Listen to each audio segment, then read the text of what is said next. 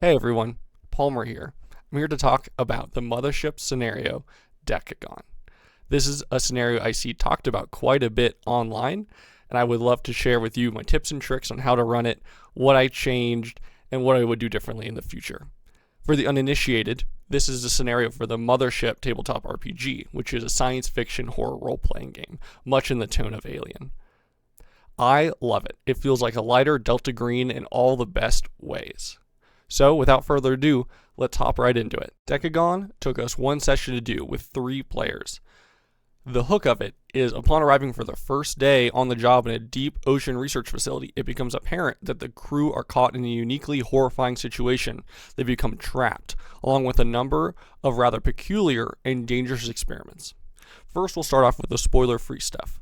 This was a very enjoyable scenario, but I would not recommend it for new game masters or new players as it requires a big rush to complete some may not find enjoyable. It was my first Mothership scenario, but myself and my players are experienced in tabletop RPGs. I would also say it's not a very improv heavy scenario. Definitely relies on your players enjoying the central gimmick, which I will not spoil here. It's a puzzle to be solved. It requires both the warden and the players to be fast, as in everybody yelling to do stuff at the same time, and it can be chaotic. Not good if you or your players are slow thinkers or not super aggressive at the table, but for a group that is loud and would love to shout directions, perfect. Everyone had secret goals, which leads to my next point, possible PvP, which is adjustable. I like player versus player in the right system versus setting. And we're going to hop straight into spoilers with this one because it's very hard to talk about without ruining the central gimmick of it. So if there are any players listening and you watch past this point, maybe you'll be forced to run something sometime. What's really going on is the players are caught in a repeating 10-minute time loop in this facility and need to figure out the proper combination of steps to escape while also being stalked by monsters. This turns the scenario into a speed run with respawns, which by its very nature is stressful, but was very rewarding once they figured that combination out. And once the players stop the loop, they still have the monsters to contend with in the facility. We're going to do a page turn, so I'll show you what you're getting with this scenario. So this is Decagon. The print was out of stock when I ordered it, so I ended up getting it on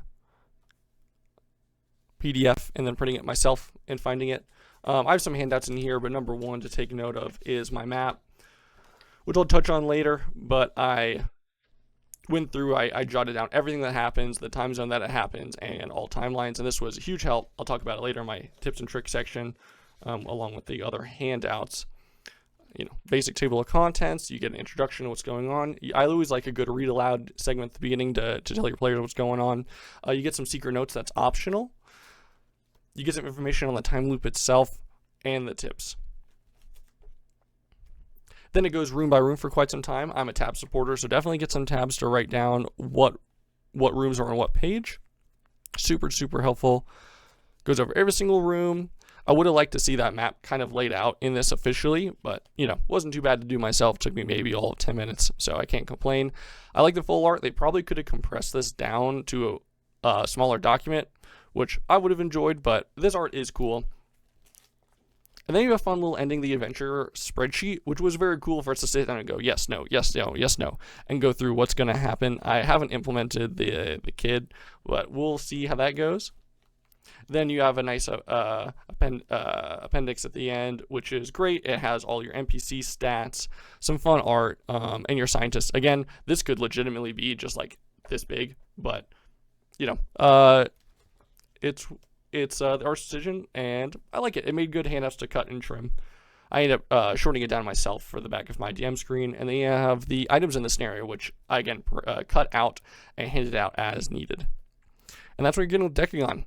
Not bad for the price, and definitely worth the scenario to go pick it up and support it. Here are my general thoughts on the scenario. Super fun premise. Very fun. Creative and stressful in the right ways. The map was well designed and had some neat puzzles, areas, and stuff to find for players that wanted to stick around and peek under every rock. I think it could have used possibly a few more roadblocks or time wasters. My players used 3 loops, and with a little more difficulty, it could have been more, which I think would have added to the tension. The secret goals were great for everyone to watch out. Tons, very, very thrilling for me as I witnessed the suspicion grow and the players deciding when to enact their secret objectives. And as someone that plays a lot of the Nemesis board game, it felt very much like that. I did change them quite a bit, so keep that in mind, which I'll go into later. Definitely a thumbs up from me and a great introduction to Mothership, but it will challenge you as a warden and players who aren't confident or quick to make decisions. But if that's not you, maybe it can be, and this would be a good place to practice that. I actually changed quite a bit as written after my first read through the scenario. The art is good. I'm not going to make any claims otherwise. It was a little too light for what I was shooting for, the tone. I was going for something a little grittier, a little more horror. So I changed the main thread around quite a bit, and I think it actually worked for the better in the scenario. I turned the main threat into the Dorians from the unconfirmed contact report, which are like a biodroid that people shove negative emotions and memories into. I made that the secondary experiment of this science base. I reflavored it as a naked man, face stuck in a silent scream, machine gun drilled into his wrist, because honestly, what's scarier than a naked man dropping silently from the ceiling with a machine gun like 5 minutes into the scenario? One has the failsafe on the collar, which I expanded on as well in the kennel where they can find the shutdown code. It's no fun just to see, oh, there's a shutdown code, you got it. I shoved in a bunch of unconfirmed contact reports into this to give them something to actually fiddle through, and I added some lines about that shutdown code in the Dorian option, which was great because it really made my players like dig through documents in real time, which was very fun to hear them all screaming at each other, trying to speed read while they're being hunted by this thing, while the timer is ticking down for this repeating, which I thought was great. I thought that was a great change, and I feel like the little robot dog that's shown is written, I don't really understand how it strangles people. It's got little like nub hands, but now that this thing actually has like real hands, I figure that makes the idea of it strangling you like a lot scarier. But I kept all the same stats, which wasn't too bad. I also removed a scientist. I made it a team of 2. I struggle with large groups of NPCs, especially if I'm controlling multiple in the scene, so I figured cut one, make it a little easier on myself. Worked perfectly fine as 2. They both ended up dying in the experiment, so totally fine. I thought it went great. Why use 3 when 2 can do the job? I changed the company sponsoring this mission in question to the JMR Corporate. Now, this is just me because we are currently in Time After Time, and I wanted a way to hint at or to show that there is a company messing around with time travel, which JMR Corporate ends up doing. So that's what I did. And if you do want to play that module, which is fantastic and I would recommend, I would say, yeah, make that a change if you want to show your players how time travel can start getting funky. And I also made some of the personal goals meaner. I'll post them in the comments below, but my biggest one is that I made one of the players have the option to, you've been hired by JMR to do another task in addition to this one. They believe someone in the crew has been hired by a rival company to steal proprietary technology. Kill them, and you will receive a 10k credit reward. As someone that plays a lot of the Nemesis board game, this is exactly what I was looking for, and I made the other ones a little meaner as well. Again, I'll post these in the comments, and I thought it worked great. Yeah, I'll tell you what happens in my game after this, and it was incredible. But make sure that if you're going to make this change and make these goals meaner, your players are okay with some potential PvP and or deaths from their own hands from other members of the team, because that's exactly what happened. And if your group isn't ready for that or isn't prepared or doesn't enjoy that, I would recommend cutting that entirely. The scenario's got enough going on as it is. But as someone who'd like to sit back there and scheme and watch it all happen, those secret goals, chef's kiss. They were beautiful. It was awesome to watch. So here's what happened in my game. My players arrived in the facility just as the loop started, meeting the maintenance man Ned in the hallway, when the monster dropped in the ceiling because they took so long getting through the door and asking a bunch of questions and figuring out how everything worked. They pushed Ned back into the hallway as distraction and escaped into the dome, which they ran out into the 4D printer, which then time hit and they reset back at the beginning. When the new loop started, they rushed to Ned, shoving him into the teleporter as a test driver, and then jumped in after him. 2 players opened the door back to the hallway by clearing the debris in the room, which got them into a fight with the monster lurking, while the other player character went through the vents and found the security code for the shutdown lasers, the ones behind me, right as the loop reset. Loop number 3, unknowingly the final loop. One beelined the main hallway, turned off the lasers, and ended the loop, while the other took Ned and found the shutdown caller code. One highlight of my RPG career happened here. Watching when they celebrated when they stopped the loop. They rushed on in. The one player, I think, beat another scientist and slammed the shutdown button, and boom, loop over. They're not looping. Hooray, cheers all around. Everyone came to meet. They all ran away from the monster, and they were in this lab cheering and celebrating. And watching their faces fall as they realized that, okay, they stopped the loop. They're still in an underwater facility with two very mad, very aggressive creatures out to kill them was great. Like, that was a great horror movie. Like, it gave them the mid-session cheer, hooray, let's go, we just did it, gang, hell yeah, to, oh crap, we're not out of the woods. We've barely even stepped into it. And they just lost their respawns. They just lost the respawn system. If they die now, that is it. After that, they set a trap for one of the monsters, which was very convoluted, but I thought it worked out very well. They had one of the scientists as bait, used the laser grid behind me, and that was the one with the code on it. So they, in mid-fight, figured that out, shut down the code. The other monster ambushed them as they went to go escape in the life pod, because they entered the life pod, and to increase tension, which I recommend you do as well, I said, oh, guess what? All the alarms go off that say escape pod launching, 1 minute to launch. Oh, so, big groans all around. They're like, great, we have a minute. So they started trying to hack the doors, shove them closed. I had to roll some tests that they didn't succeed at. And the monster got in right as it launched up. So they're traveling high speeds up, through the ocean with this horrifying monster in the small pod with them. And it was a life or death fight. They were grabbing things off walls. One of them had the experimental laser cutter that they looted from the lab. Great fight. Great fight. 2 players, died, did the mothership under the cup dice roll thing, which was great to see. And before one of them did that, he used his dying breath to, while the last standing player held the monster, raise his laser cutter, and he got enough damage to just instantly kill it. Fantastic moment. He fell unconscious on the ground. Beautiful. They arrived back at the top. All celebrations. They checked the cups. One of them was dead. Sad. One of them was unconscious. Which, hooray, that is until the last standing player took out his pistol and blew the brains out of the one who's still there in the ground, because his objective was to kill the traitor. And that guy did steal some technology from the lab, therefore making him a traitor. Fantastic. Great moment. It was received hilariously and not in a bitter way, which is definitely group dependent. My group loved it. Huge moment, which then he paddled away into the sunset. Quite a bit richer, and with some experimental technology at his disposal. So fantastic time. Still remember it fondly. We'll talk about it. Truly great stuff. And that's why I recommend running the scenario, because it has moments like that. As someone that plays in person exclusively, I am a huge supporter and maker of props and handouts. Those are fantastic and can really up the tension, especially if some players get some handouts, some don't. It's great. So I'm going to go over some of the props I used. So first and foremost, I used a timer just to sit out, 10-minute timer. Had it running pretty much all the time, other than when I needed to take it back for pausing and refunding some time, which I'll go about in my tips and tricks video. But very important, just have a nice digital timer, just staring your players in the face so that they can just sweat.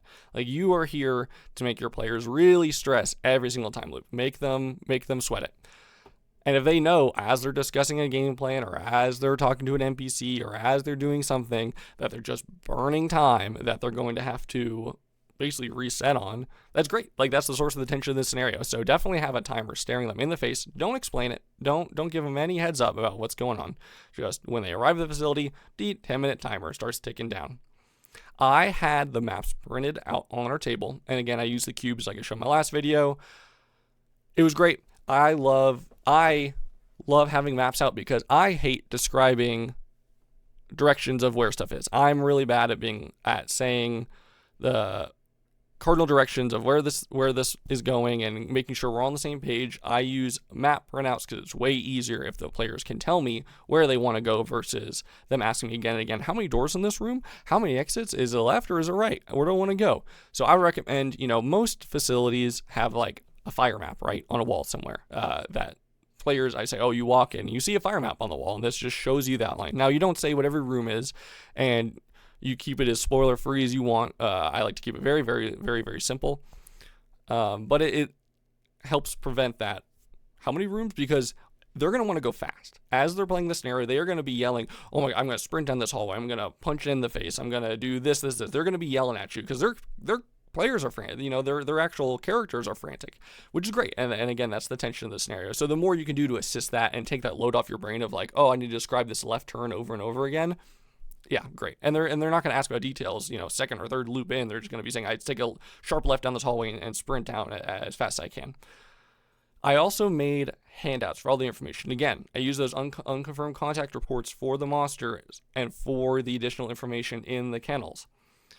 I made that individually, so again, they could flip through it in real time and try and find that shutdown code, which of course I buried as like the last page. You gotta give them something to sweat over. I also made all like the computer hacking and everything else they could find on individual flashcards. So only one player actually knew that they were getting exhausted by going through the 4D printer. So, and that was something he did not choose to share with his teammates, which is totally fine with me. It's not on me to police that. Like, that's where the tension comes from, is doing, oh, this player got in this computer, and now is this information, and now he's avoiding the 4D printer? Very odd. So that's a great source of tension and can really heighten that untrustworthiness, especially if you're already dealing with the secret agendas. It feels more like a Nemesis board game than anything else at the end of the day with the lack of trust, which I thoroughly enjoyed watching, and I imagine I would absolutely enjoy playing it. Now we're going to talk about some tips and tricks that I used while running this to improve the experience of running it, because this is a stressful scenario to run as a warden. This mission really leans on your skill of a warden to keep up a fast pace, as your players will try and speedrun it, which is the intended experience. You need to make quick calls, and you need to be a good judge of time. For example, pausing the timer in combat to reflect the real-world time. Also, don't let your players deliberate in between loops or let them talk without a timer going, because if they're going to share information and talk like characters, they're going to be timed like characters. But yes, you really need to focus on keeping up that quick pace and just be prepared to just snap information out. You need to be as loud and as quick as your players are trying to be. And that just improves that whole frantic, chaotic nature of this mission, which this is why Decagon is great. This is why it's recommended everywhere, because it really is that chaotic, frantic feeling. You need to make your players act out repeating the stuff over and over again. It says in the scenario to don't repeat checks, which I agree with, but they're going to open the door. Don't let them just blaze past the door like they assume it's open. You need to say, hey, no, you need to open that door, because they are repeating it over and over and over again. And that really adds to the loop experience of, we need to figure out the proper things to do to succeed at this. And by the end loop, they were bullying Ned at gunpoint, which was great because they've already heard his introduction as like a lovable oaf for the third time. They were like sick of it. And like, no, you're gunpoint here. You're getting marched into the teleporter, and we're going to use you as bait for the monsters. Great stuff. Ned did not make it out alive.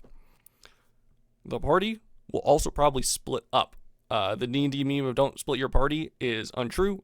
Splitting up is awesome, and you should split up in horror games because it's great. It lets players stay alone. You can snap quickly in between. So make sure you're okay with maybe in practice your players splitting up and be prepared to snap between perspectives, and make sure to also refund time because if they're doing stuff simultaneously, if you're the last in a row, you can feel cheated.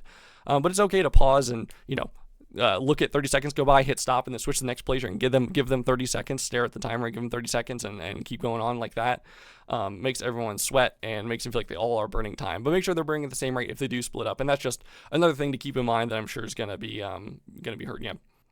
I also, on my map behind my screen, I wrote out all the challenges and timer and timeline that the players are going to face.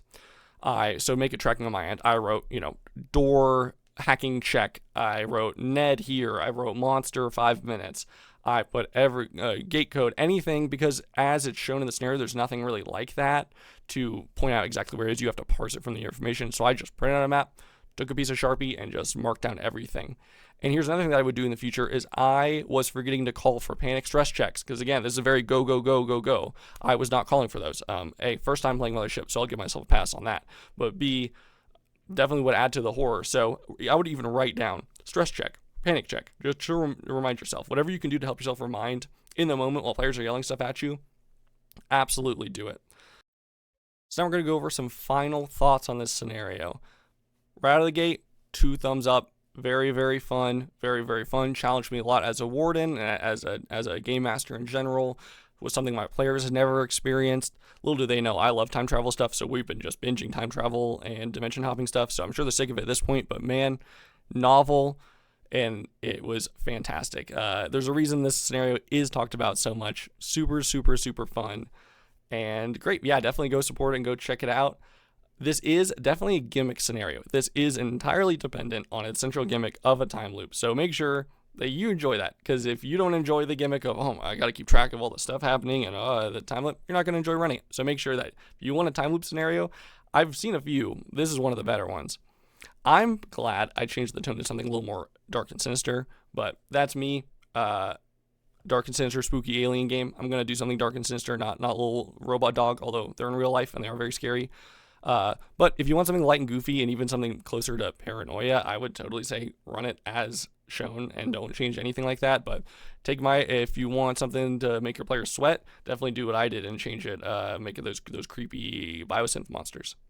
The PvP, again, great twist at the end, could cause some hurt feelings, but great tension, great drama, and I actually didn't even see who I dealt what objective to, so I was also on the edge of my seat trying to figure out who had what objective and who was trying to get what done. Final thoughts, 2 thumbs up. Great, worth the time and effort you put into it. Rule set supported perfectly. Definitely check it out. And that's going to be it. Thanks, everybody. Hopefully see you again soon. We'll be following up with Time After Time and maybe some Delta Green scenarios. So thanks, everyone.